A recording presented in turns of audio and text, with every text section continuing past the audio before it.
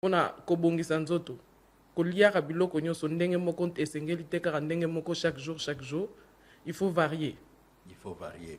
Voilà, comme on a rappelé que maman Émilie Yaza na spécialité na hôtellerie, mais le repas congolais, oyo biloko toliaka des préoccupations na ye. Yango ana, en tout cas, ma camboiso intéressé. Kasi tolia muke toliaka ebele ndenge na lobi bachelanga loso loso ebele misuni ebele toliaka bongo soki na zui loso kaka na madaiso pamba. Est-ce que n'alliez bien, ce qui n'alliez bon? En tout cas, pour l'anga, on lié bien. Pour l'angaï, n'a besoin de moussunité pour l'angolia. Donc, te belé sur allié moussunité, allié allié bien. Te sur PC le son amadé, sur zangi mbi, si zangi moussouni. Alors, mon année, allié bien. Il faut que moussouni zala. Et ça, habitude, mon côté créa et comme un ango normal. Pour l'angaï, le son amadé sous, tolié. Sikoyo, Sokotali, je me rappelle, Sokotali n'a pas nutriment. À l'école, oui. Le professeur nous disait, l'osso est féculent, ma soupe est féculent. Et ça légumes, est féculent. En fait, on mange 2 féculents. L'osso n'a ma dessous. Donc, d'office, tozolia féculent, au lieu l'osso féculent, ma dessous féculent. Tu lié légumes na quantité. Mais tu lié l'osso na madeso, en tout cas, on a l'osso na madeso, c'est clair. Mais comme je sais que c'est des féculents, on a diminué la quantité, on mange moins. Je mange une petite quantité. Ce que biso oyo, mingi, tout le monde a, soy bilo ezay belé na sani, ndo zoyo ka lié bien. Donc il faut lier et si la kaka. Kolia quantité a belé na mbala moko, oko digérer on den. Et moko to comme na niveau ozo forcé, o mona mutache 12 boules à foufou pour na alia. Na ebite mne basala ekenda wapi en tout cas nga boule moko à foufou, ya muké déjà. Ya munene na koka aussi sangote. Et puis il y a moyen ya ko éduquer nzoto na yo. Na ndenge ya kolia. Oki kolia ndambu. Et puis ce qu'on éduque nzoto na yo estomac na yo bandozo la quantité oyo yo yebisi azwa ekoki pona ye. Kolia toloba malamu eza mwa ndambu ya biloko mwa mingi bala moko. Voilà. Mwa ndambu ya biloko eza te eloko moko to eloko mibale mais okozwa légumes moké. Légumes moké, oui. Ozui musuni moké, ozui fufu to ozui loso to kwanga moké. Mais nyoso ke ezala ba biloko mwa mike osangisi biloko wana qui te fait un bon repas complet. Parce que ce relié foufou na musuni, foufou na sauce, on a légumes te.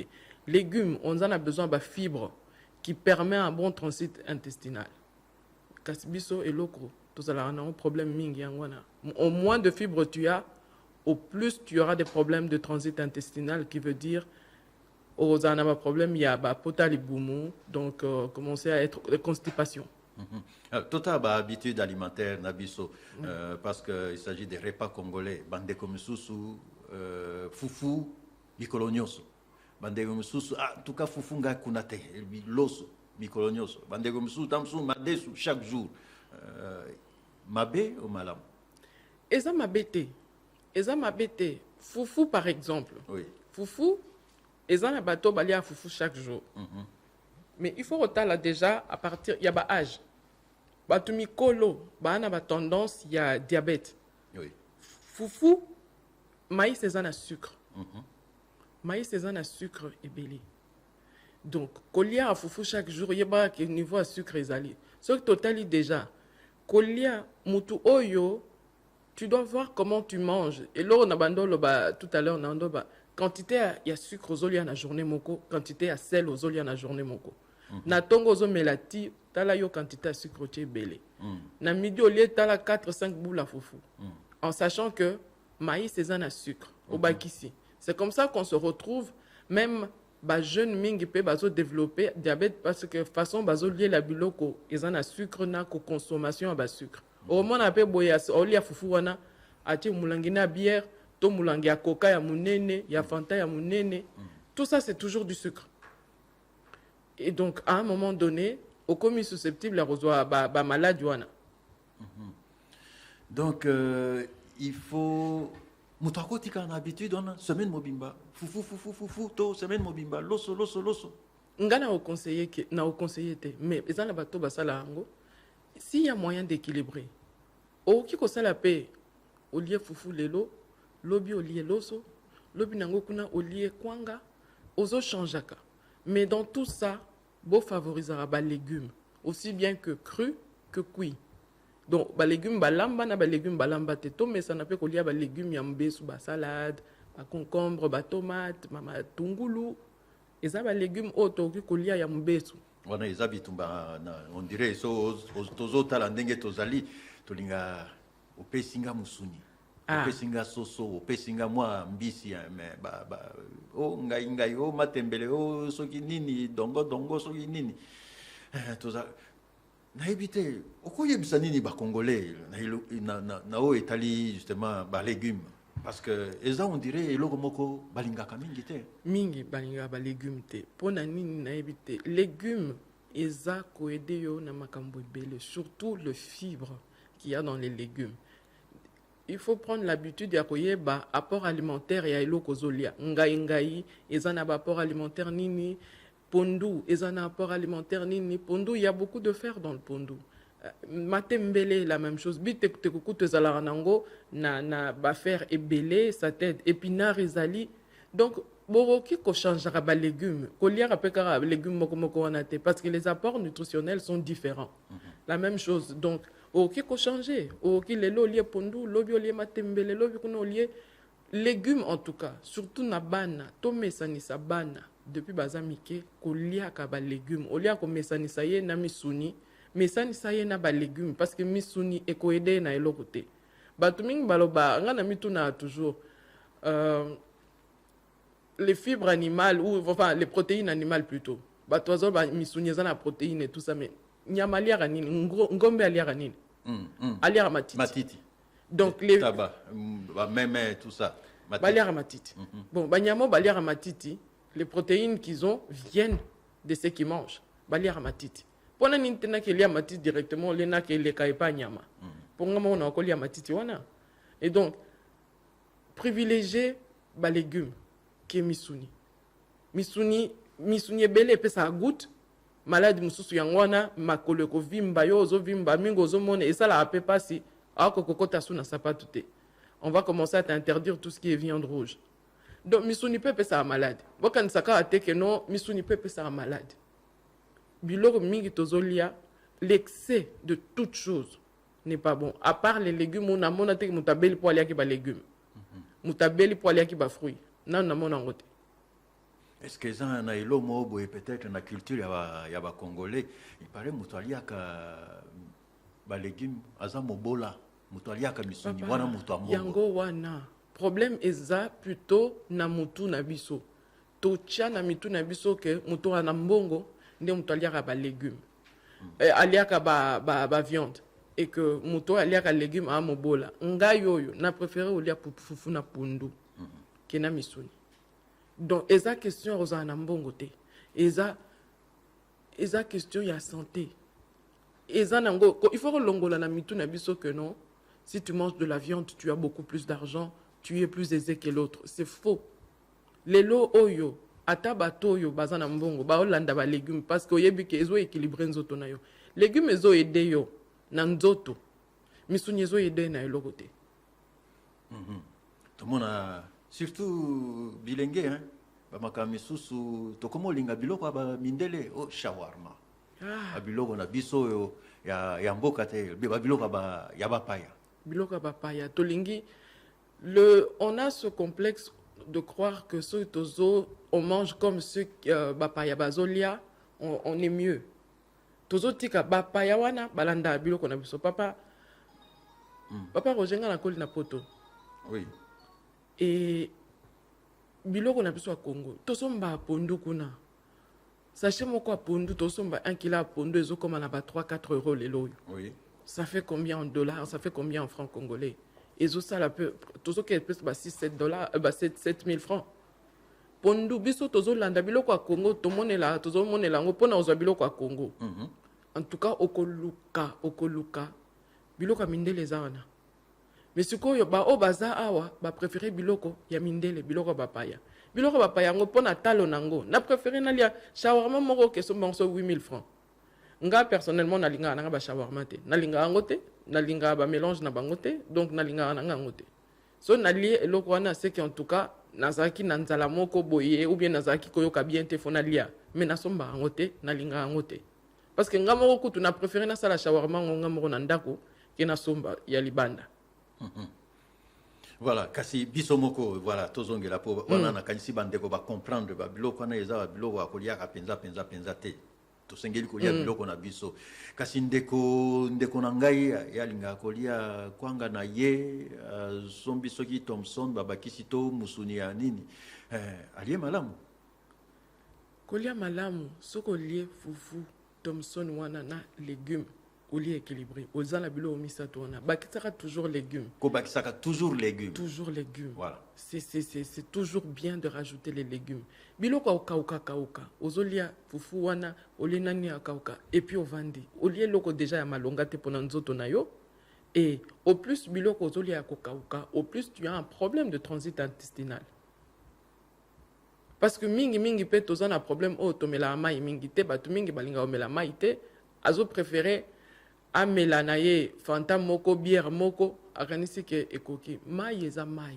donc bandeko mingi nakanisi ba chauffeur habitude wana moi kwanga moi musuni ya sombi soki taba azolia na kati ya taxi bus na conseiller bango boye papa vi na yo ezaka oyo moko soko koki kozwata 30 minutes ya vi na yo ovandi place moko déjà kolia ya kotelema kobaluka kotambolaka vanda place moko zwa eloko kolia lia et puis continue nzela na yo ata soki balanda mbongo journée mobimba lobi peza mokolo koluka mbongo chaque jour to luka mbongo mais zwa ne fût que 30 minutes ya kovanda kolia place moko vandi olie omeli o continue musala na yo mais kwanga mwa nini boye olie loka malonga te okangi na yo nzala na yo peut-être oui mais chaque jour tu fais la même chose tu ne manges rien de bon et puis loko zolia wana balambaki yango ndenge nini balambaki yango wapi parce que on a aussi ce problème là tolingi kolia biloko ya kalinga ya kutumba à un moment donné biloko kutumba pe ebelesi beza ba milinga pe karati biloko de temps en temps na lobité qu'il faut pas kolia oui mais ezana bazoko balia kango chaque jour au monde na nganda taba chaque jour avant da wana taba otumba na mwa kwanga na ye isilika kaka yango aliye loko nini ya malonga na kati wana ni risque eza awozani malade ba maladie toujours quand on regarde déjà so botangi OMS azoloba que biloko kutumba air nyoso ya kokalingana ya kutumba air nyoso favorise des cancers c'est toujours biloko surtout ya kutumba beaucoup de fumée ça favorise toujours le cancer et puis soko tali biloko yango ba otombela biso parce que soko tali na banganda ntaba soko tali soso na bango ezala rouge soso eza rouge ntaba eza rouge nyama nyonso bangulu nyonso koma na oka rouge wana bazotia nini ya rouge na likolo nango wana sikoyo imagine toi ba produit o bazotia oliaka yango chaque jour ezovanda na nzoto est-ce que ton corps digère soko tali pe bien omelaka mai mingi te parce que soko ozomela mai mingi ton corps permet d'évacuer ezosukola yo nzoto ezoévacue babilo mosusu mais sikoyo soko tali pe omona mutongo amelaka ne mai mingi te asala donc nyonso wana ezovandela biso kaka na nzoto ça va rester quelque part lobi okomi omoni biloko ezobima biso na nzoto tokomana bamaladi mosusu oyo tozalaka nango te mais bilialia oyo toza nango bilambeli oyo tozosalela qui crée ce genre de choses là aussi on se rend pas compte. Donc basoso to monaka batie na batono ici comme rouge to ba Thomson ici comme rouge kolia yango ou bien kolia muke pe chaque jour te mikolo nyonso te oki kolia na yo muke ngai personnellement nalingaka kolia yango te pona nini à cause ya biloko baotia na kati tozotia ba cube ba mélange ya ba épices mususu tozotia namoni épices mususu pe eza oyo bazobenga fumée épices wana bazo soko atumbeli eloko pe basopi yango likolo po ebima na mwa goût neti ya eloko batumbi penza mais soko koki kotumba yango déjà tumba ozoyo bakisa épices wana ka po ebimiselo solo ya eloko lingi osala logique nango eza nini. Tout ça nous apporte de maladies parce que il faut que talaka eloko totalaka na babouteille wana bakomaka na nsima ingrédients eza na kati totalaka ingrédients. Il faut savoir une chose, c'est que sur les biloko tosombaka ya baboîte biloko nyonso ingrédients nango tout ce qui est eux quel 400 combien et ce qui combien tout ça ce sont des additifs et c'est dangereux pour la santé. Oyo nyonso moni bakomi eux quelque chose eza naturalité. Donc sikoyo soko ozwi yango il faut osombaka kotala soki totalaka biloko bakomi ezalaka nango na biloko nyonso. Ça on peut malheureusement pas échapper. Ata soko otali na fromage na charcuterie eux wana ezali. Mais il y a eux mususu oyo bakomi biso eza dangereux. Soko moni yango kende comment yango na internet biso nyonso tosalela internet chaque jour tosalela yango na ndenge ya malamu na sens oyo tolukaka bainformation oyo ekoyede biso tape wana 400 quelque chose au tape yango bakoyebisa yo c'est que c'est exactement et à quel niveau c'est mauvais pour ta santé. Donc tout ça là tozobakisaka yango na biloko ozwi susu cube yango moko etonda nango na kati cube oyo tobakisi su na kati nyonso wana tozomibebisaka ya biso moko na lolemu eza goût mais après na nzoto eza ndeni namona mutu na munoko abeli munoko te abelaka toujours le reste du corps alors que c'est la bouche qui prend tout. Ya solo eza na libumu to makambo misusu ezo souffrir. Eh oui. Donc ozo sepelisa munoko mais nzoto après ezolanda te. On fait comment? Siko tota na ndenge tolambaka biloko mama Emily tolambaka malamu to mabe bon touti oloba bandeko batiaka biloko na batono batie mwa mkondi kuna na se bakotia hermo boyo moni asopineti mwa mai après moto emati bakoni akoningisa kuna atie biloko na eske misusu bandeko misusu basalelaka courant mwa réchaud mikolo tokoma pe na bagaz kosalela kolamba ndenge nini? Est-ce que ça kolamba misusu eza mabe kolamba misusu eza malamu? En tout cas kolamba le eloko tozo durée temps misusu pe leki voilà durée yangwana. Moi je conseille c'est aujourd'hui au Congo c'est très difficile de conseiller à quelqu'un de préparer avec telle chose ou telle chose. Mais en tout cas préparation à gaz est rapide. Préparation à gaz est rapide, ils ont permettre biloko na olam bébé linoki. Et le plus vite ça va, le moins ça traîne sur le feu et le mieux c'est. Par exemple donc sorozo lamba net na makala. Oko lamba biloko evandi pendant ermoto lamba pondu pendant 1 heure, 1 heure et demie à pondu. Tolambi biloko nyoso na kati beli na kati elembi na kati esili na ba apport nango. Surtout tout ce qui est vitamine C.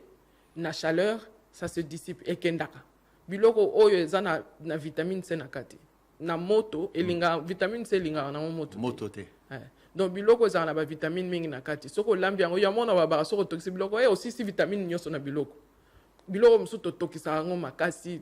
Donc il y a des choses qu'on n'a pas besoin de préparer que ça soit cuit à 100%, enfin longtemps. Neti soki le longa na lambi carotte, courgette, carotte ezate il faut qu'elle lemba comme poto ata pomme de terre oyoboy. Et au cause elle est un peu croustillant et tu as encore quelques aliments dedans. Donc biloko nyonso et ko boma yo te eza la pétété eza la makasité. Eza la makasité. Mais non, ce qui est pour moi, on a encore comprendre que ça pour un bébé, il faut la péter parce que nous, ayebi kota funa biloko na monoroté, il sait pas marcher. Mais ce que ça mukolo, moi na oyaza déjà na mino, carotte, kutu, ils ont encore légumes, na libumo, ça va se digérer facilement. Mais donc, kolamba biloko pendant longtemps, les modes de cuisson, il y a biloko msusu, il faut savoir que kolamba longtemps, et au bébé si goût nango nyonso goût ekei biloko nyonso ekei ata ba tomate oyo tomate oza na besoin kolamba ngo te biso tosala sauce tomate okalingi nano matungulu ekalingami ekomo zika oyo bakisi tomate okalingi bandi ozika olongoli goût ya tomate olongoli goût ya matungulu sikoyo soko otie biloko nyonso ozoka goût susu te okomo bakisa siko bakibi biloko mosusu okomo luka goût ya eloko oza nango déjà. Donc biloko lokola ba matungulu ba tomate il faut pas elamba makasi eza na besoin olamba makasi te po yango nde moto ezotyela ogu na biloko mais ce qu'on so okalinga yango makasi okalinga elembi aussi si gunyoso na kati ya okalinga wana okosala sokoni il faut bakisa so mosusu kozanga koyeba liwa ya ndambo il faut kobombaka yango ou bien eza babiloko tamsu ekona bamapenza te eza ya koservice oyo so olambi tamsu musuni to eloko mosusu so olambi oye kokata kotya likolo après eroki matungulu eliamaka mobesu na ya kolamba nga na conseil matungulu eza na besoin ya kolamba mapenza te elembi makasi matungulu eliamaka mobesu parce que matungulu oyo okotya yango mpe likolo ya biloko outi na moto ozwi matungulu ya mobesu tomona bande mosusu soki mpiodi batie matungulu kaka bakati kaka batie kaka bongo okoki kotya soki eza na moto kutu soki otye bamatungulu wana ozipi ekokota chaleur elembi soki olingaka kolia mpenza na gwa mobesu wana te soki otye ou bien soki mpe ozwi yango kaka otye na moto obalusi yango kaka une ou deux quelques secondes olongoli kaka bato mingi bayoka omoni soki eza nanu mwa mobesu esalaka neti kotumba mwa pilipili boye bato misusu balingaka yango te olembisi yango kaka moke osali donc oza na besoin kolambalamba biloko nyonso ekokoliama mobesu nani concombre eliamaka mobesu courgette eliamaka mpe mobesu ba aubergine mpe oyo okolekisa yango kaka moke na moto mpe olie à moitié cuit donc ekotika mwa chaleur ndambo c'est possible bandeko bolimbisa tamsu nalingaka Thomson mingi na exemple wana namona mpe même poulet ndeko akati mwa citron atie likolo wana malamu eza bien eza citron eliamaka nango ezalaka te mpona kobengana ta mosusu banzinzi soki banini ah non le goût du citron ça accompagne surtout le poisson le poisson se sert avec du citron le côté citron ça rehausse le goût du poisson donc quand tu sers le poisson, on te dira dans la gastronomie, le poisson se sert avec du citron ou une sauce citronnée. Mais ça m'a bêté pour un problème estomac, gastrite, tout ça, oui. Moi, je suis ça les côté. Moi, je ça les côté. Tu as un problème à gastrite, biloko belé ça ata loso o yetumbara pe na estomac. Ata made se tumbara pe na estomac. Pondu mususu pe eza ça la pe pas na estomac. C'est la quantité que tu finis par manger. Donc, je sais que si ça la passe dans l'estomac, on met la jus à citron thé. Mais citron n'a qu'à te bloquer au lit à moins d'âme. Et ça, les lotés. Malamu kitoko, merci mingi. To melakabati, ezaba sukali, to melakaba jus, to melakanini, toko zongela, toko lobelango, nasima ya mwa. Ngonga muke mwatango muke na mama Emily Ndelela azana biso aboye lelo na parlons-en. On se retrouve dans quelques minutes pour la suite. Restez à l'écoute. Contactez-nous par mail au parlons-en topcongo@gmail.com. Pour Nangaï Brett, et je vous appelle depuis le Brésil. Ma décision où la police est au large basé. Ça va décision mon il y a bien, faut battre ça en action, puis il faut pas ça suivre. Au cours de la pharmacie, égalité, plafond égalité, et puis chaleur mieux sur la moye, naïe mon pharmacie. Parlons-en du lundi au vendredi de 9h30 à 11h30 avec Thierry Kamboundi, Roger Kalala et Marcel Kitambala. Eh oui, nous sommes de retour pour la suite de Parlons-en. Lelo n'a invité maman Emily Ndelela, azana spécialité na hôtellerie. Et puis, Koliana Bisso, repas congolais, wana penza likambo na ye, wana préoccupation na ye penza le repas congolais. Bolanda qui est déjà la première partie, moi conseil, moi explication à pesi ndenge sengeli kolia, ndenge sengeli kolamba to keba biloko na biloko ezana ndenge nango me keba kolamba kana moto makambo ezo umela te oya ko bomba biloko ebele ezana kati ya biloko akolia oya ko bomba ba elema ebele important pona nzoto. Tozokoba masolo na ye, tozokoba masolo bolanda qui est la première partie à l'obili kambo légumes. En tout cas, c'est important.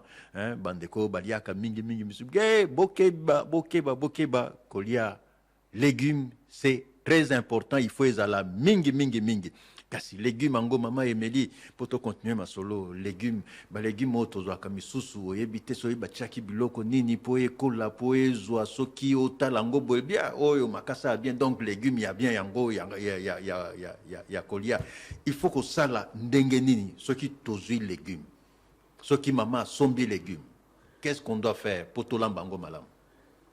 Alors papa Roger ba légume mingi lelo na mukili ya lelo ba te belé surtout teki na so ba fermier surtout pour commencer pour rentabiliser bazo tiapé ba engrais chimique ba biloko boye pona ebota mbangu bateka mbangu to et comme pe ebota ya ebele.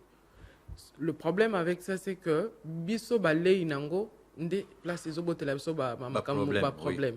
Okomona tomate boye ngai na linga olia tomate mobeso na liaka nanga tomate mobeso tout le temps mais soki na sombi tomate loko a liboso na sokola kango soko na tchena mai ya ebele o tche moi bicarbonate moke ilongola tout ce qui est engrais tout ce qui est ba produit chimique na likolo nango mingi na sala bongo atana ba légumes nyonso ba ndunda oyo ebimisa pe ba nyama nyonso ekota na kati ba bilo surtout na ba ndunda evanda na ba feuille nyonso donc il faut sokola ngo bien donc biloko surtout oyo ya ba ndunda ba bilo misusu oyo to sokola kango bien pona avant to lamba ngo to sokoli bien to et puis to lambi biloko to liaka mobeso il faut que sokola ngo ata ba fruit na biso oyo bon eloko nyonso de toute façon avant kolia eza toujours bien ko sokola pour éviter des microbes mais ba biloko oyo ezokuta na ba ferme oyo eza na ba engrais chimique mingi na sokola soit na bicarbonate soit na bicarbonate elongola vraiment ba engrais chimique wana mingi ba quantité moins pincé to oui en pincé donc muke kaka moi muke mai soki eza ebele soko tia bassin munene tia moi lutu moko ya muke cuillère à café comme on dit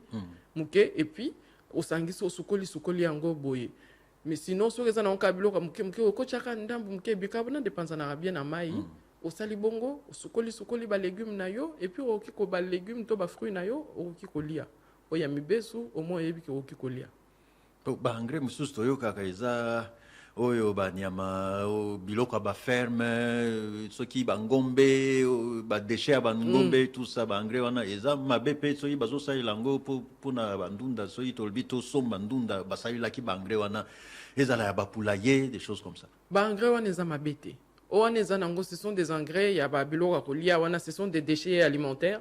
Ce n'est pas un problème. Le problème vient des pesticides. On a bazo pomper pour na banyama parce que tozana na ba période oyo banyama bazo lié la yo ba légumes nyonso au monde bandunde toboki.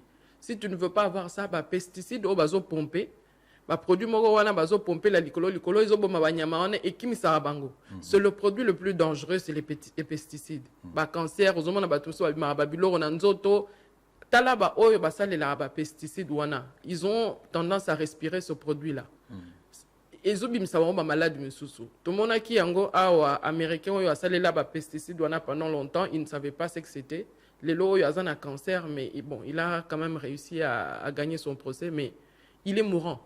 Il a gagné un procès mais il est mourant parce qu'il est condamné à salela ngo tellement ebelé que abanda ko pomper na banini ba poso na ye vimbi eboye. Donc il faut savoir que tous ces produits-là, masque nazolo et bozi paramaboko. Mais ces produits-là, aujourd'hui, je connais des ingénieurs, agronomes, qui fabriquent des produits naturels pour chasser les pesticides, pour chasser plutôt les bestioles, qui fait office de pesticides aussi. Donc, produits mususu naturels payés, bazo salango mingi ezali. J'ai vu bazo teka pe eza. Donc favoriser peut-être cela que oyo ya biso ya ba chinois oyo ya biso ya ba mindele o bazo tinda eza mabe makasi. Bon ba maraîcher baza na monde wana bazo luka ko produire mingi yango ba osa ya biloko mais bande comme sous basa ila biloko na te on peut avoir des produits naturels. Exactement. Bons, ba produits bio sans problème. Mabele eza bien. Mabele eza nango bien papa eloko botaka nango nzela soki lisango na nimbuma lisango ekoi eboti. Donc il y a basa de la rangote, c'est les meilleurs produits qu'il y a sur le marché. Donc wana tozana problème te. Sokozui ezaka ke osukoli ba légumes na yo osukoli ezaneti oyo ya jardin na yo. Soko salela na jardin na yo ozana ba tomate ngana lona ba tomate ba pilipili banini. Na tiaka eloko te na kati à part les déchets alimentaires oyo to lambelaka na tiaka na kati Après, quand je prends, je lave juste à l'eau courante comme ça et je mange. Natchara bicarbonate parce que je l'ai planté moi-même, je n'ai rien mis de mauvais dedans. Alors, les légumes, tozakanango est belé un peu partout. Mais ça, les légumes, sous comprendre, mais qui wapi, bungi wapi. On en a parlé dans la pause. Le col ngayo ya rouge. Ndunda ya rouge. Ngainga ya rouge. Ndunda pe ya rouge ezala. Mais mon na soupete. Ngainga ya rouge. Na ebite soki batu bayebi ndunda ya rouge. Ngana sina mona ndunda ya rouge. Kokola na banda mona ndunda ya rouge. Ngainga ya rouge. Et mona na pe souté. Ba légumes belé ba biloko belé ozomona ezoli mwaka. Mais soko tali ezaka biloko wana te. Tala na niveau ya lelo oyo. Ozo les sauterelles. Oui. Période mort aux arabes américains, aux arabes kangango et belé tochina milangi. Oui. Aujourd'hui, on n'en trouve nulle part. Ce sont des choses qui disparaissent parce que Evan Narana banzete à cause de l'atmosphère, donc banzete, Babylone, Union Swana, les lots ils allaient à sauter. Soko tali les lots au kanga peut-être période nango ce qui est au kanga peut-être moko mi balé. Mais ils allaient à sauter alors que la période moko bo bana nyonso to ando bimali banda toke kanga mutamuta tondi si milangi misa to ezo ya na ba minda bozo kanga yango ba milangi belé les lots ils allaient à sauter. Il faut que zongi ça va biloko na hein to zongi sango ndeni oh ba na ngayo ya rouge ezaka epesa ni na nzoto par exemple. En tout cas je me rappelle l'air to zaïba na mike bazako ba kotokiselo ba melisio mayo wana balobi ke pesa makila ezala bien pour d'abord ngayo yango moko c'est bon pour la santé et mayanga en tout cas biso to zala en tout cas maman bando somba toujours ngayo rouge oyo. Et azaro melisa biso mayanga wana toujours tozaro mela mayanga et ce sont des choses qui sont bonnes pour la santé neti ba légumes mususu oyo biso oyo ngana koli na kisangani il y a la forêt équatoriale. C'est comme ça que j'ai eu accès à plusieurs sortes de légumes misusu ko tunamona awate ata Congo bololo oyo oui ba feuille nango baliaka ngope bakata ngo balamba ngope batu baliaka bazali na bololo nango na d'ailleurs biloko bololo pe c'est bon pour la santé. Neti ba bilolo pe mona na asu mingi te. Oui. Ba bilolo neti ba bilolo ba mona na asu te. Ezao bimisa mwa ba solo moko mike boy solo na peza la bololo. O mona ngo susu e mona na asu te. Ba bilolo mingi ezobunga peka boy tozo bosa na peka ko bosa na boy. En tout cas, le ministère eza na makambo na eza la ministère ya santé, za ministère ya agriculture, eza ba ministère ya recherche. Basengeli osalisa biso na babiloko oyo tobanda olia oba mama oba koko babando lambela biso poto zala en bonne santé nde babiloko anata babiloko tokotsi ya sikoyo komo memela biso ba maladie ebele tozongela makambo ya ba obésité na ba diabète komi mwa mingi bandeko ebele bakomi tala ndeko camarade aza soki na 30 ans tala ye libumu na ebite soki nini atonsi ba makambo ya mabe na kati ya nzoto mama Emily ngai makambo misusu eza misuni mingi tochaka mwa mafuta na kati tochaka mafuta eza bien mafuta musuni ezanga mafuta tolamba mafuta te ndunda mwa mafuta te eza na problème te kocha mafuta eza nango na problème te mais quantité ya mafuta tochaka mingi soko tali sauce na biso etikala na se mafuta likolo po nini. Déjà soko lambi elo oneti soso oyo a poulet à rôtir oyo o batumbaka oyo soso ezalana soko tokisi yango déjà omona mafuta matara likolo mais soko ozolinga soko okalinga osala na sauce tomate obakisi so mafuta boy otala soso etikali soso na sauce yango moko boy mafuta likolo mafuta nyonso wana nde place on a les mauvais cholestérol nde place ezomemela biso ba malade yango wana mafuta en soi n'est pas mauvais neti lisolo ya mafuta mbila oyo lelo oyo basala campagne munene ke mafuta mbila eza mabe pona nzoto eza bato belé batika pondo na biso lelo tokomola mbango na l'huile d'olive et tout ça là mais tokende na tozonga sima papa Roger ngai place na koli mafuta mbila oyo ezalaki soki mwana na koskoso ba opese lota mafuta mbila ameli mafuta mbila oyo soko ziki bapakoli mafuta mbila baza ko masena ngo bana ba bébé na nzoto tokufa te lelo oyo mafuta mbila wana mbila échanger tozaka mbila wana ezaka o wana siko ekomi mabe na niveau nini l'excès dans toute chose nuit eza mabe on est d'accord mais basali mindele baye kosalela biso campagne wana parce que bango mutu bazwi marché ya mafuta mbila bakomi kolona mbila bazoteka tala na ba margarine oyo tozolia on écrit peut contenir l'huile de palme na ba biscuit tout on mange aujourd'hui regardez c'est écrit peut contenir l'huile de palme. Si l'huile de palme est mauvaise pour la santé, pourquoi est-ce que dans les biscuits ça peut contenir l'huile de palme? Ça n'a aucun sens. On nous dit une chose et son contraire. Bango mutu babandeli biso campagne wana. Lelo awa biso bafutualinga so mafuta mbila te eza mabe pour la santé eza boye. Mais réfléchissons. Quantité ya mafuta mbila ezokoma mabe na niveau mususu. Déjà c'est comme air to lambaka. Tozo lingo lambela mafuta mbila te, tozo salelango, tozo balolango de to salara o bato benga mafuta l'huile et comment. Oui, oui. Mais quand on le chauffe pour na et se transformer, c'est à 100 degrés. C'est déjà à 100 degrés. C'est déjà na niveau wana. Ce qu'on se réchauffe bon chaque jour 100 degrés 100 degrés. C'est là que l'huile devient cancérigène. Parce qu'au lambeli yango combien de fois? Une fois, deux fois, trois fois, tu changes ma futa. Parce que si vous avez la carte, ma futa moko wana. Mais et baby et s'il parce que tu le chauffes à 100 degrés donc comme un niveau moko ya makazi. Lobi nango sous chauffer là ngom sous au sali. Et moko il faut que changer au bandeli mafuta asika. Au changer au bandeli mafuta asika. Na yoki kutu sango mwana mobali moko na yebi ateka ba mafuta moteur. Azo yebsanga abino on était en train de parler a yebsinga que oh mikolo mafuta moteur et comme rare ils ont mon naté na stock na ngagno ceci na bi c'est que business ezo kende bien abi oh ba maman nani ba maman ya ba beignet oh balamba beignet bazo cha mafuta ya l'huile de moteur parce que ezika raté. Mais l'huile de moteur, on a bien dit l'huile de moteur. Est-ce que c'est pour usage interne ou externe? Tozo lambango, une fois, deux fois. Il faut toujours savoir que l'huile chauffe sur le feu, on va à 100 degrés, pour nato lambelango, toka lingelango biloko. Sikoyo.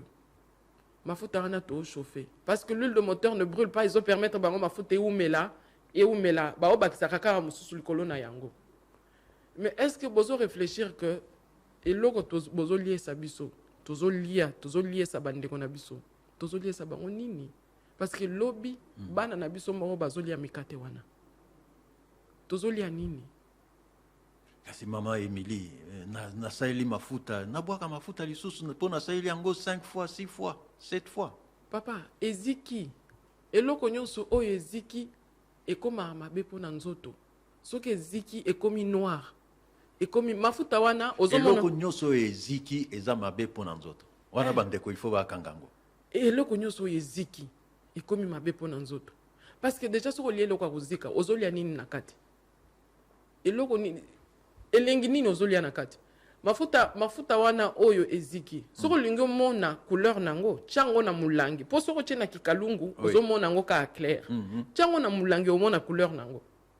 Et ce que yo mo kanisa ke yango ndo ozolia kango chaque jour ozomela kango na biloko ozokalinga po biloko tokalinga mela mafuta tozo continuer kolia tozolia ngoti na niveau nini. Donc à un moment donné ce que mon échanger couleur donc et comme na niveau wana changer mafuta ko ça les langues voilà. To tient beaucoup plus santé en avant que biloko toza na ngona maboko parce que total économie te pasi on a pasi moyen na somba isu mafuta ezate mais lobi kuna olukande maladi na kosaila mafuta na économie ozo sa na mafuta ndembongo yo kobimisa na hôpital sikoyo osali nini tam susu koleka kutu na ezala toujours na hôpital leki ezala toujours koleka papa soko bandi kaka déjà prise de sang oh nini surtout toyebani a ndenge kenda na hôpital fiche il faut futa oh il faut futa. Donc soko bandi mbongo wana ngai sombelo mafuta ngo sombelo tamsu bidon aba kisi e okoma lelo lobi kuna ki rendez-vous lobi kende lisusu mais yo lukaki o sali la mafuta 10 15 fois voilà eloko msuzo lobi ya eloko nyonso eziki eza mabe eloko nyonso ya kuzika c'est pas bon pour la santé.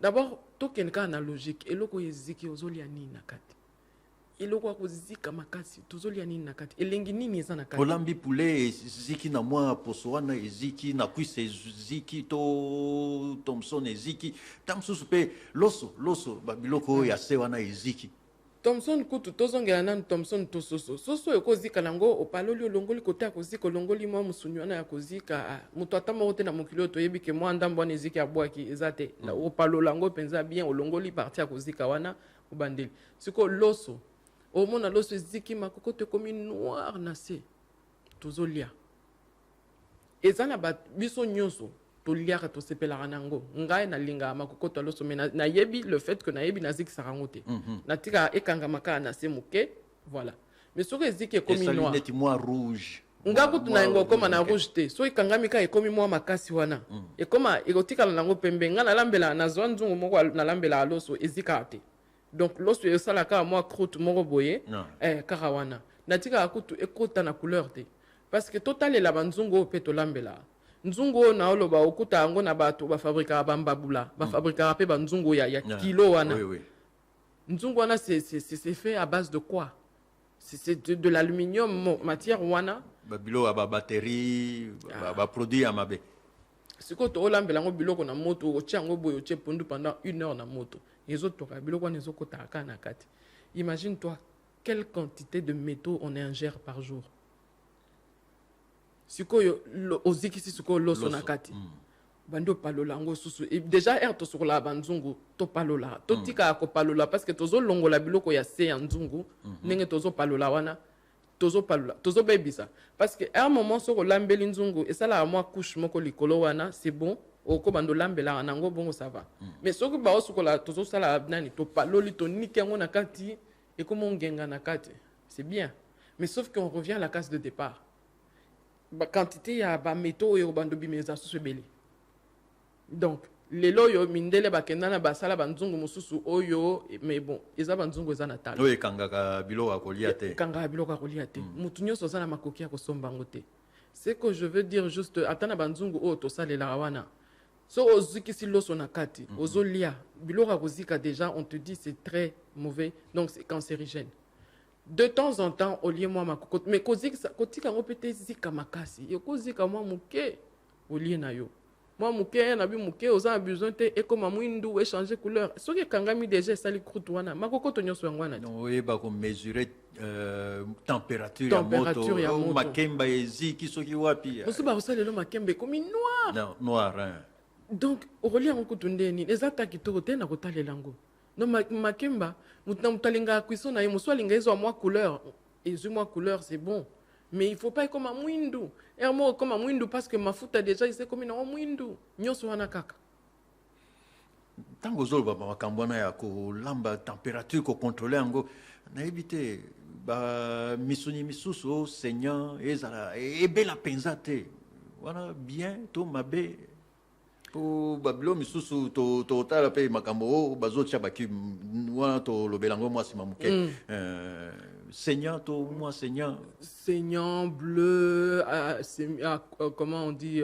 cuit tout ce que tu veux tout ça là c'est pas mauvais parce que sur totali bakoko na biso bandoli ata misuni ya mobeso oyo mais la différence bakoko na biso bandoli ya banyama ya zamba oyo bakolia bisuni na biso aujourd'hui la viande qu'on mange regardons misuni oyo tozolia basteak na biso oyo tozolia vétérinaire bazobeta yango bakisi quantité ya bakisi bazopesa on a commencé à donner awa nayebi te na niveau elekaka ndenge nini comme je l'ai expliqué nga namona na poto ferme ndenge esalaka bazopesa bango hormone bazopesa bango biloko ebele na nzoto biloko ebele na nzoto au point que nyama wana sikoyo atondi bakisi na kati yo ozozwa nyama wana olie ye saignant un steak bleu ou bien misusu babenga nani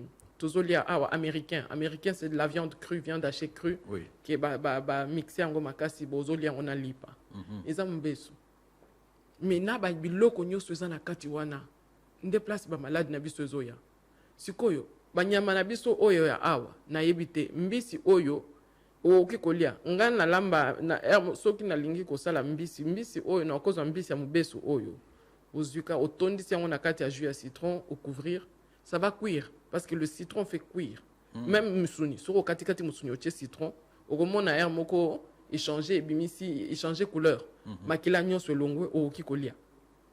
Mais moi personnellement j'évite de manger de la viande crue à cause de biloko ya batonga bapesa bango biloko ya boye nalinga nanga te. Siko soyi muto alambi yango luka moi po na sauce eza kitoko ba moi cube. Moi cube. Ba cube il paraît ça la kelengi. Yango nde ba biloko ya mikolo mama lambi abakisa moi cube. Bato bazolanda nango mpona bacouleur ya na biloko ya kolia et tout ça. En tout cas nga papa nasalela yango te.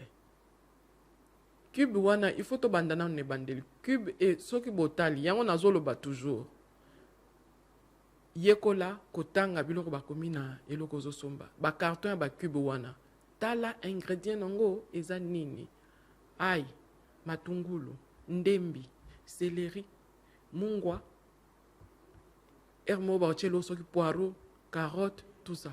Ce sont des choses que tu utilises au quotidien. Donc oko créer ezoko ma dangereux ba cube na mpona nini ba tiaka ba conservateur, ba colorant, ba biloko mususu et puis quantité ya mungwa ba tiaka na kati wana eza ebele. Eza ebele. Yango monaki ba ndeko na biso oyo bazali ko ya bandeko basi o baza ko utiliser ba cube magie pona ko baka mingi bakufa. Parce que c'est quelle l'idée de pouvoir utiliser ça. Ba quantité ya ba mungwa déjà ils en a kati ko bakisana ba produits chimiques wana yozo ko kokotsa ngona nzoto. Déjà quand c'est préparé, c'est mauvais pour la santé. Yo ce ko zion ka ndingu za wana OK komicha na nzoto. Ko luka nini? Donc bandeko il faut abosa ba biloko wana ya ba cube. En tout cas moi je conseille moi je conseille aux gens parce que biloko bazoluka na cube et bazanango. Bazanango ngai nasala ande nini? Na soki oza na mixeur te liboka na tutara otuti matungulu ai mwana ni tangawisi céleri na sangisi nyonso na bakisi mwa mungwa na tuti yango na sali yango nde cube na ngai poso yango nde mtosoko tina biloko pesi yogu cube na ngai yango wana. Et même quand je fais en grande quantité, qu'est-ce que je fais? Nazwara nani omoni ba plastico to salela ba glaçon na bandako. Au bâtiment à glaçon. Je remplis ça dedans, je mets au lieu que ça à glaçon, na tchaka on a chineti ba glaçon. Et au kangama et ça li ba cube oui. Ya glaçon. Oui. Quand je vais préparer, j'en prends un, je mets dans ma nourriture. Et na sala ba cube c'est long biloko na na sala là bas ceux qui na lingi pour na ba légumes kaka na sala boy ceux qui na lingi pour telle viande, je fais. Comme je dis, moi à l'école d'hôtellerie, j'ai appris à faire ba cube, on appelle les bouillons, je sais comment les faire. Donc, c'est comme ça que j'arrive à les fabriquer moi-même. Soso, on te dit cube, basala ya poulet. Donc, tozozoa, soso ming, tozola soso, balongoli misuni, to garder ma miku, anaye, mwandambo misuni, to kisi na mai, ba tche, ba matungulu, ba aïe, biloko nyonso, ba céleri, biloko nyonso, et toki, bo bak sa ba carotte, ba biloko nyonso wana. Soke toki. Soko bo tchaka ngo ba quantité belé. Ce qui est toki maille diminué, bah les kisi yango na ba nini ba tami, ba séché, ba sali ba cube. Ce qui ça ya viande to zora miku ya ya nyama, to sangisi miku ya nyama, to cheche na kati, bochi yango pe na ka bongo. Ça tomate ya kopo na kati, on fait la même chose. C'est comme ça qu'on fabrique des cubes. Sikoyo, ba produit mosusu ba tchaka po eumela, ebe ba te po ko sala boyo garder yango ane mbimba. C'est ça qui devient dangereux. C'est ça qui est dangereux. Voilà. Mais bah quand même sous les appels, tout le belly c'est vrai, bah cube, bah boisson. Bah boisson. Bah voilà. Boisson. Tu vois que bah sucré, bah jus. Et autres comme mingia, bah paquet c'est moins cher. Eh oui. So totally bien. Industrie o esali mbongo lokola ba industrie ya ba boisson ezate ba industrie on esali mbongo parce que on est accro au sucre, on est accro aux boissons sucrées, à toutes ces boissons là, on est accro. Qu'est-ce qui se passe? Ce qui Nathalie nazalaki na document moko bando expliquer ba quantité à sucre na kati ya ba milanga otomelaka ya ba boisson tomelaka. Oyo, omona neti canette moko ya coca. Et cause à la, je sais qu'une canette de coca, il y a entre 5 et 6 sucres dedans, morceaux de sucre. La canette oya moki oya coca oyo. Ça fait beaucoup. sikoyo soki omeli koka mibale misato ndenge tomela surtout événement fête soki nini sikoyo donc je vois coca Schweppes donc Schweppes oyo ya tonique oyo Schweppes eza na 4 Sprite eza na 4,5 bacube ya sucre Oasis namoni eza na 6 Fanta eza na 6,5 Coca eza na 6,5 Red Bull eza na 8 ya matisi parce que Red Bull eza boisson énergétique et là on tomelaka makasi yango wana c'est une boisson énergétique faite à base de quoi? Il y a de la taurine dedans, tout ce que quand on regarde tout ce qu'on nous donne là. Comment tu peux expliquer yo mutu ozaya ko lemba? Je parle parce que j'ai testé. Namela boisson wana nandimite keza awa, c'est une boisson na opesa kombo na ote. Namela ngo na poto. J'étais dans une formation toute une journée. Tokomi 14 heures boyo. Au moni pensa que au lembi mi se komo kangama. Me dit mais prends une boisson énergisante qui est là.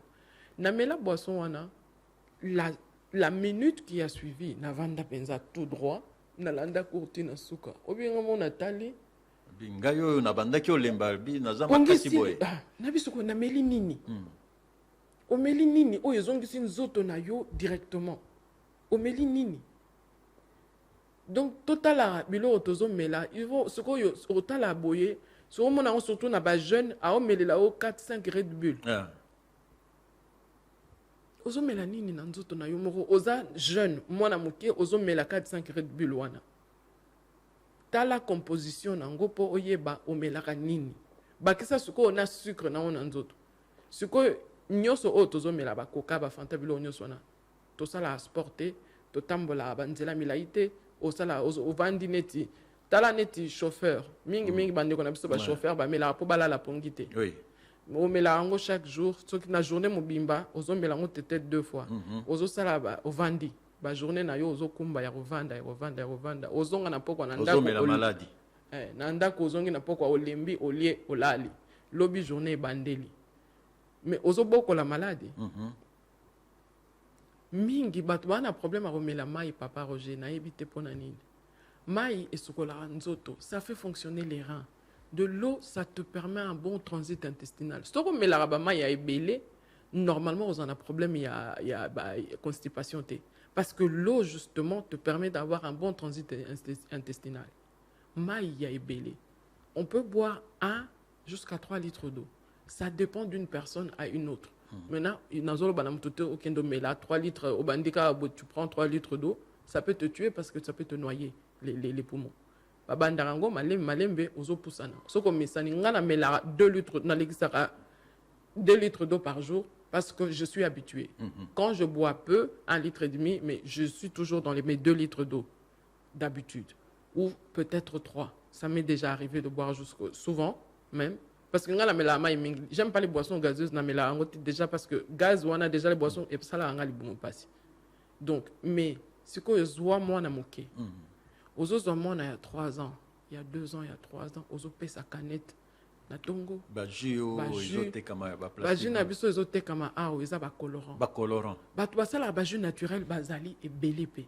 Au cause de bato ça la ba jus ba citronnelle bazali na ba jus ya solo oyo naturel sans additif nga na yebi bango bazali ça sombarata o wana soko lingi mwana no azala absolument na jus ya okena en classe somba jus naturel mais ba colorant oyo ba toti la biso na ba jus na biso oyo ya ba industrie brassicole bazo sala awa boye misusu kutu soko zwi yango ozo pesa mwana na tongo ameli akei opesi sucre wana ameli opie ba biscuit opie soki nini journée mbimba yango wana azongi na pokwa air azolia otili yesusu moi jus mais mai ya komelango air nini favoriser plutôt l'eau surtout les enfants ça s'éduque à bas âge pas à l'âge adulte pas à l'adolescence moi na muke melisa ye mesanisa ye mai akoboya eloko mususu mesanisa ye kaka na mai wana ozo yede mwana ozo tonga nzoto mwana parce que le sucre aujourd'hui il y a des enfants qui sont diabétiques à 9, 8, 9 ans, pas diabétique.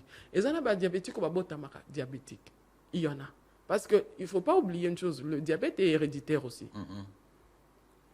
Oui. Donc, ça, c'est autre chose.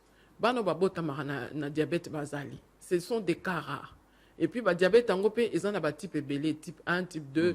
Donc, déjà, papa n'a pas de hormone, ils ont un diabète, il y a type 2. Mais, il y a bière, le quoi, ce qui n'est pas, il y a foufou chaque jour. Mais, azomi baby, ça y est, moko. Parce que, comme à un niveau, sur la salle, il faut abattre ton insuline. Na Kinshasa, na biso insuline, tu as accès à ça chaque jour.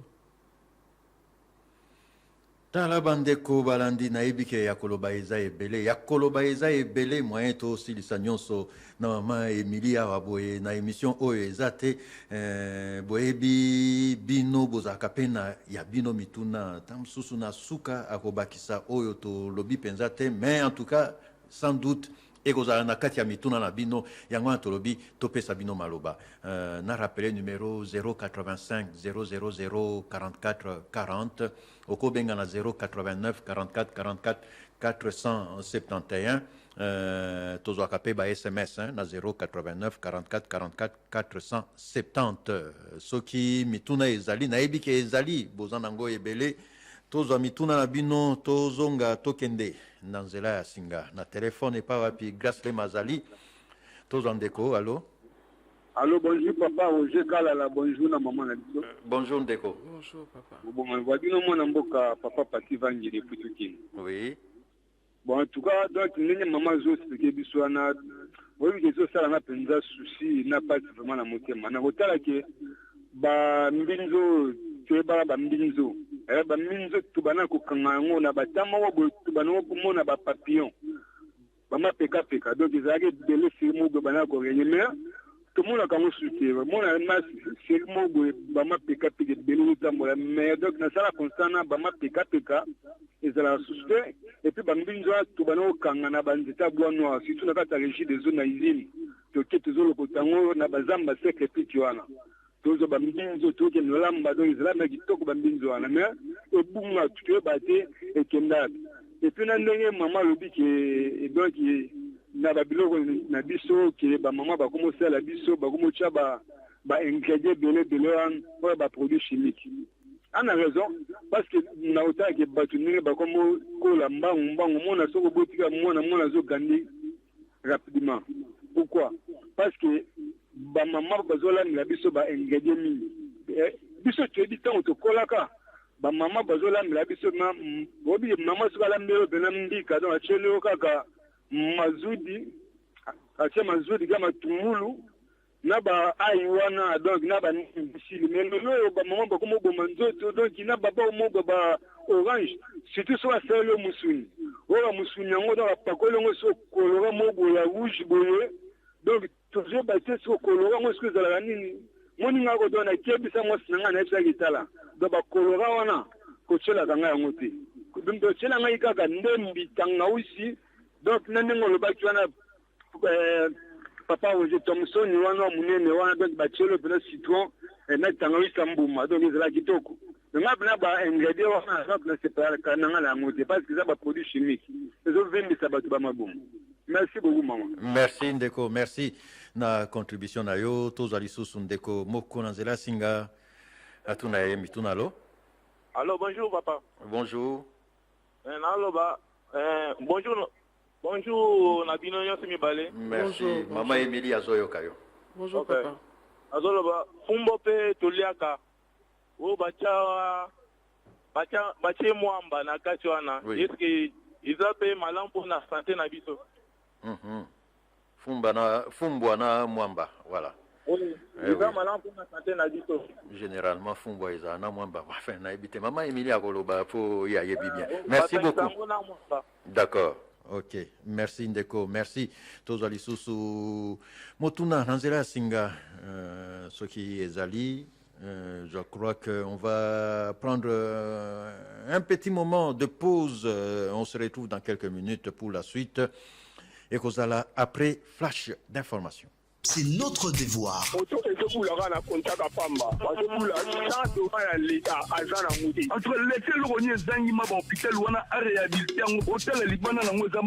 Contactez-nous par mail au parlonsentopcongo@gmail.com. Pour Langai Brett, et je vous appelle depuis le Brésil. Les gens, monsieur Van. Ma décision, la police est au large basé. Et ça, ma décision, mon il y a bien. Il faut battre en action, puis il faut pas ça suivre.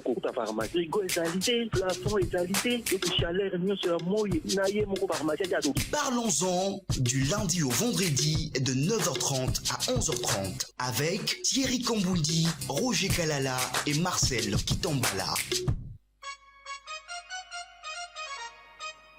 On est de retour pour la suite et parlons-en. On a invité Nabiso, Maman Emily Ndelela. Voilà, Tobandaki ozo déjà mituna Nabino, Tokobana mituna. Avant Tozongela Ngambo ya technique, Pawapi Grace Lemazali.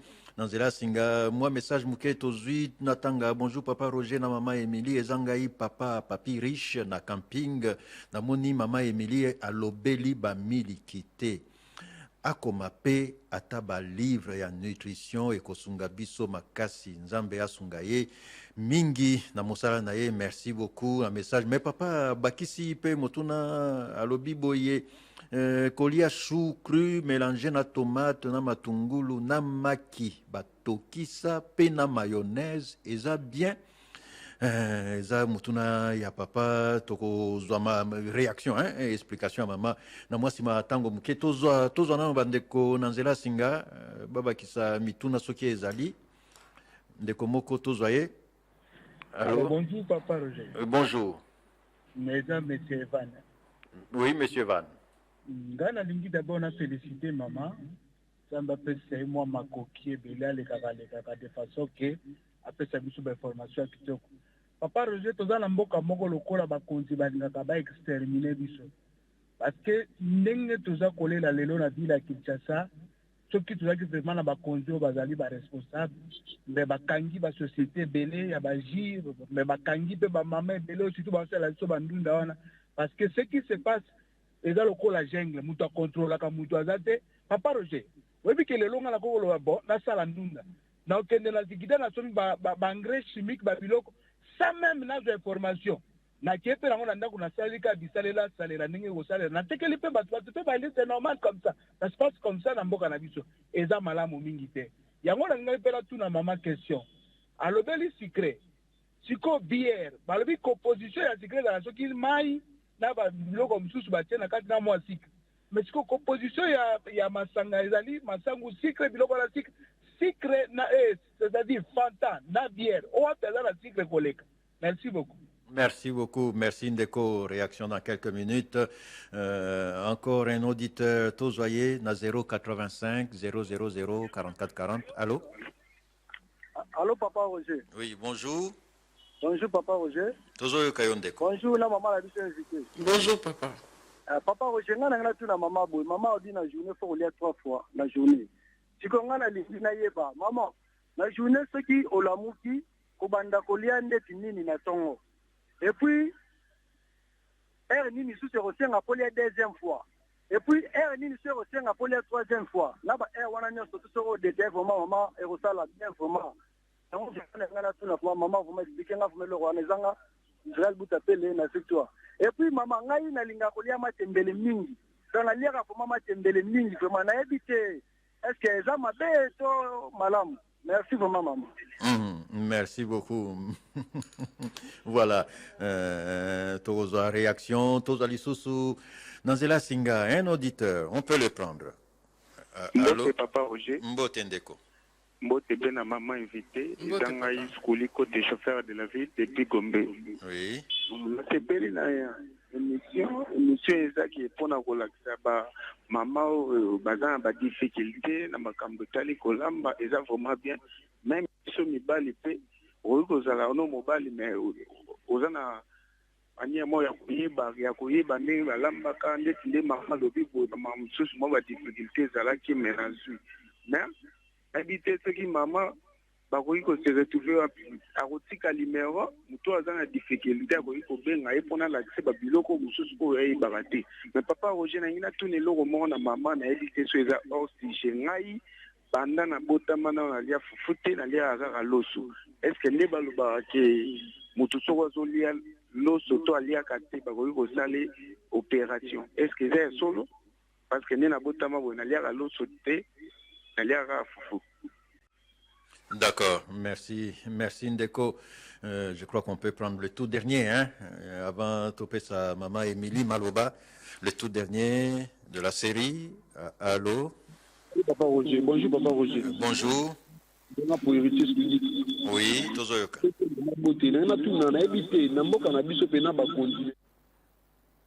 Ndeko, volume eza makasi ya radio, hein, diminuer volume.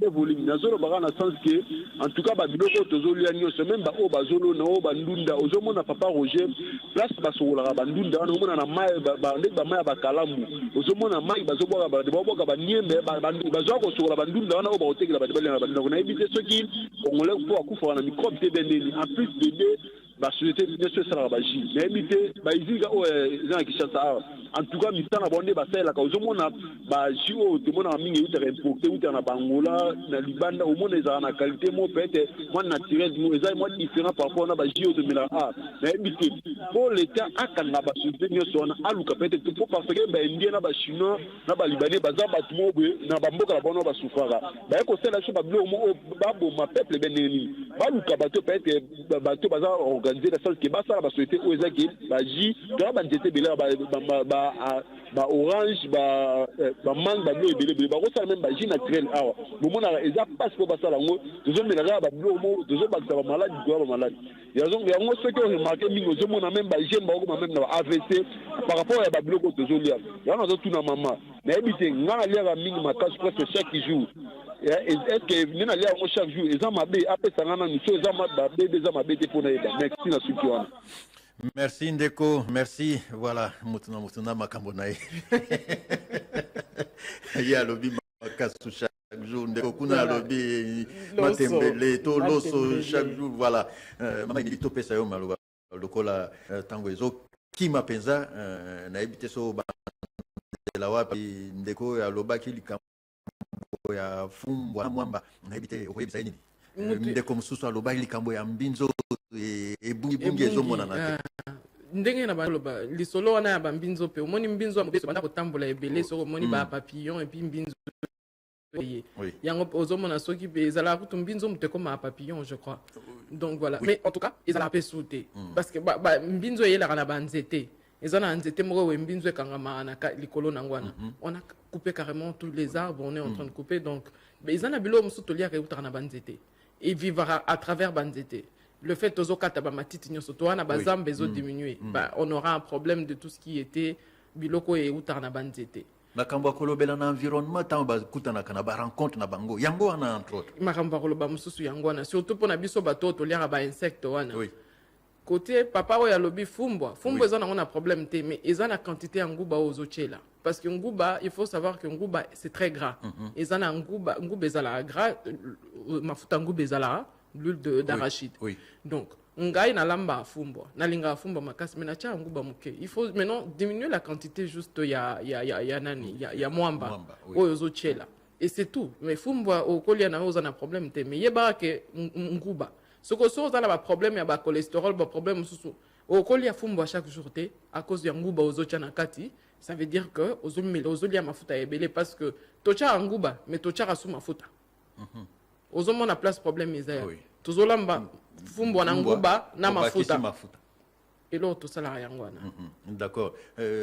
Pour au tcholo balikambo ya fumbo na kanisi susu c'est quoi encore les pondou na yoka ke na pondou ba msu abakisaka soki ba moringa. Moi poussière à moringa. On peut mettre parce que moi personnellement j'utilise le moringa poussière à moringa natura même si je fais une sauce natura poussière à moringa nakati.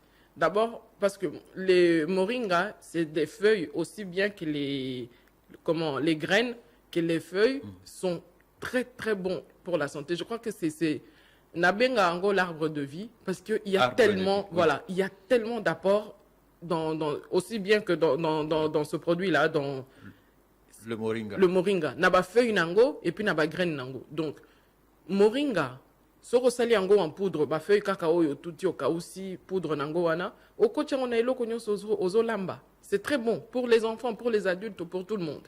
Batu oyo kutu, j'ai vu que ça aide aussi, c'est hypoglycémie. Donc, et qui sera moins sucre. En fait, botanga, apport nutritionnel, il y a moringa. Il y a beaucoup de vitamines, des choses comme ça. J'ai déjà essayé, d'ailleurs, il y a Kolia. Bamboumawana. Oui. C'est un peu sucré, c'est mangeable. Au kota funango moromi balé. Mais comme j'ai expliqué, je disais, bamboumanango wana, na ba feuille. Nga na zora ba feuille, na kausi, na sala nango ti, na chango na tineti tolamba abulukutu. Na sala nango ndemoko, et je bois. Côté moringa oyo, il s'est rempli de fibres. Fibres et loco, il te permet le transit intestinal. Ce qui fait que facilement, la première ou deuxième fois qu'on met l'ango, et qu'on l'exo le boum. Mais puis après, ton corps s'habitue, ça passe. Parce que les longs, on a mis la abacti à moringa et ça la anga sur le roté. Les graines, c'est pareil. Ce que tu as fourni, bandana moko. Ce que tu as fourni, tu as mis là, comprimé. Parce que ils ont moins sucre, moi bololo et puis sucre. Bat balinga bagu wanate, mais ngana tafuna kananga mesana. Soko tafuni yango. C'est très le moringa est très bon pour la santé. Si vous pouvez vitamine est belle. Si vous pouvez manger une graine par jour, bosalango. Ah oui. Ça je peux vous conseiller. Bosalango parce que c'est très bon. Donc moringa ochango na eloko nyonso, en tout cas c'est la seule chose qui ne va pas te tuer. À moins que vous décidez que ça la lango lo mususu, mais en tout cas le manger, je sais qu'il n'y a aucun problème. D'accord. Alors, ndeko alobi likambwa miliki olobeli penza miliki te et puis abakisa likambwa ba légumes crus, choux, tomates, maki, batokisa na mayonnaise basangisi. Makamba miliki na lobeli te, c'est vrai. On a ba miliki mingi o tozomela ba kopo oyo ba miliki ba kombo na ona kotanga te. Il y a poussière, voilà. Le lait en poudre. Oui. La majeure partie des choses, c'est en poudre. Donc, ça veut dire qu'il n'y a aucun nutriment dedans. Tout ce qu'on nous dit comme nutriment, normalement, il n'y en a pas. Quand on vérifie, il n'y en a pas. Mais bon, tout ça, les larango bisons soto, mais larango bisons yoso. Et que c'est nango pekar ezala amabe. Po bota la kaka, botanga sima ya kopo ya miliki ozo mela, tala ba apport nutritionnel, tala ba ingrédient nango. Et moi que ça raté. Mais topé ça rango bana ba convaincre biso que c'est bon pour la santé d'un bébé ou de bébé ou ba mela milikité ba tambola raté.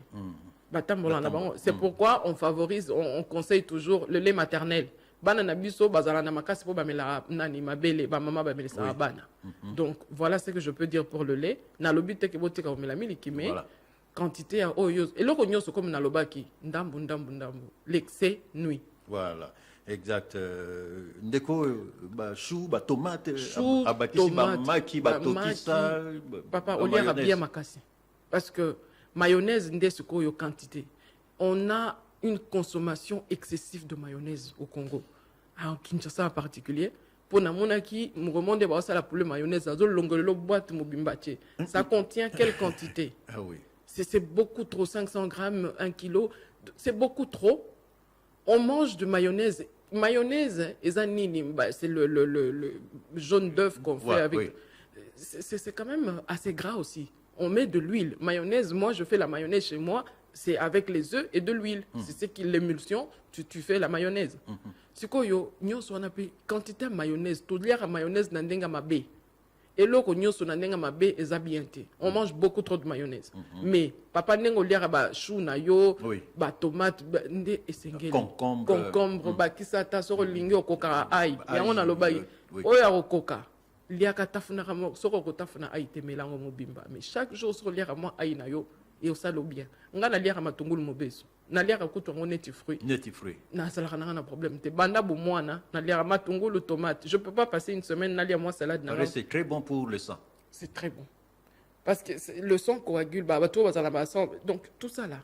Au comme bazolia ça permet makilai kangama makasité. Enfin, il y a beaucoup trop de choses de toute façon. Matungulu pe ezana apport nutritionnel nango. Aïe paye la même chose. Ba tumsusu bazala oyeb so ozana problème ami ba oyeb so mela ba aïe et tout ça là. Soko mesana kulia biloko wana déjà ya mobeso. Tu t'aides toi-même. Ozo investir na kati ya nzoto na yo moko à long terme.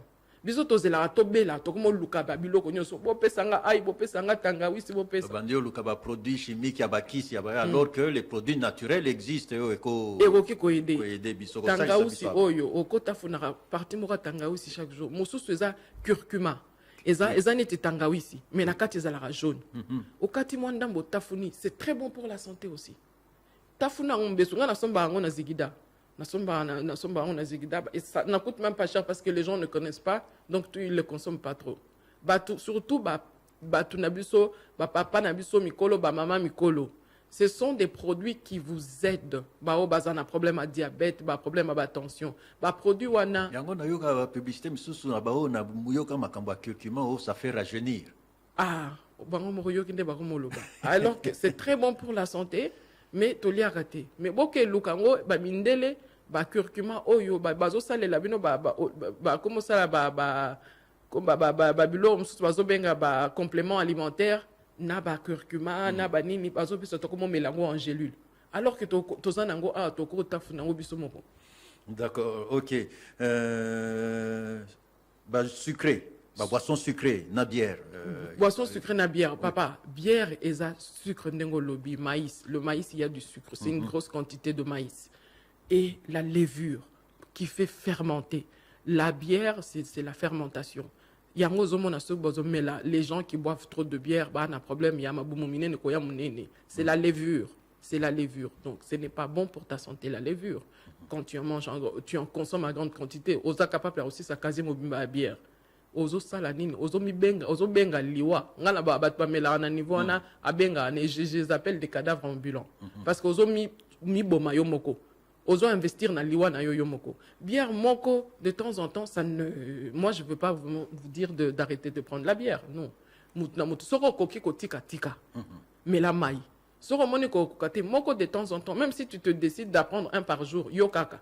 Mais ye baka, au plus ozo kola, au plus ozo susceptible à un problème il y a diabète. Diabète wana, na sucre, ba yo kana raté. Et lo ozo boma biso ebele awa, eza sucre. Diabète na sucre wana ezo boma biso yango so okoyi na nzela okomi na hôpital batie yo au glucosé okufi parce que tu avais déjà du diabète dans le corps, on ne savait pas que tu as le diabète. Et c'est la chose que je pense qui se fait dépister gratuitement, mais batwa lingarate azol basoka yebi akufa avant. Ça c'est encore autre chose. Donc ozomona ndenge bato belé bakufi na hôpital kaka oyo parce que so okoyi ba mimi na hôpital et local boso ba chaka o mai.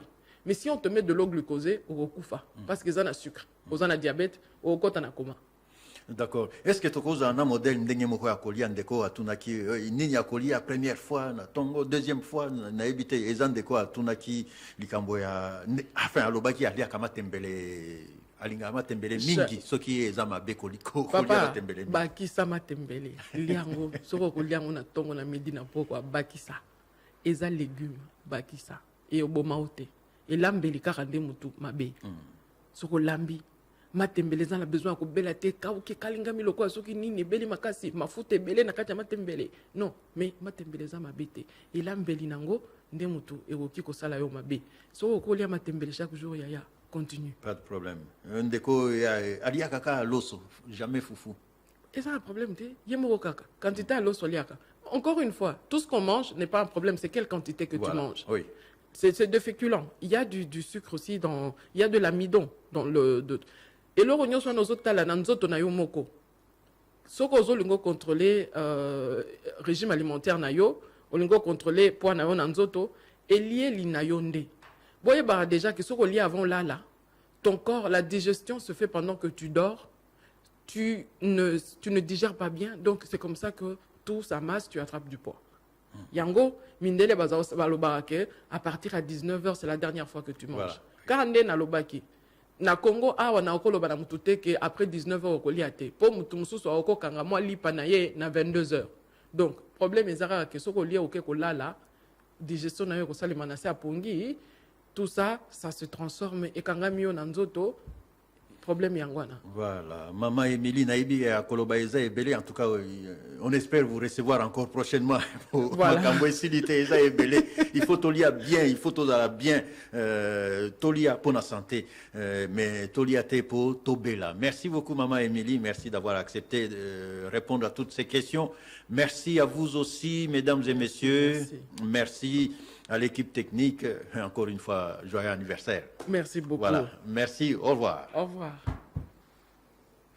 Top Congo FM 88.4, la fréquence utile. Les prochains tirages